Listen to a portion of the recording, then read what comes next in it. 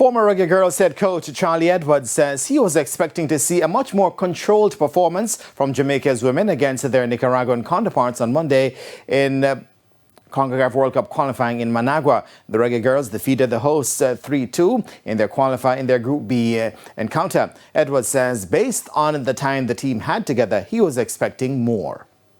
Well, first of all, what we have to do is be happy with the win. Yeah. Regardless of how we played. It's 3 points and it's another step towards qualifying. So that is the most important thing. I'm not very happy with the game because after all these high-profile practice games and simulations and being out there in the stadiums and experiencing what we need to experience, I thought I would have seen a more fluent game last night, but we didn't.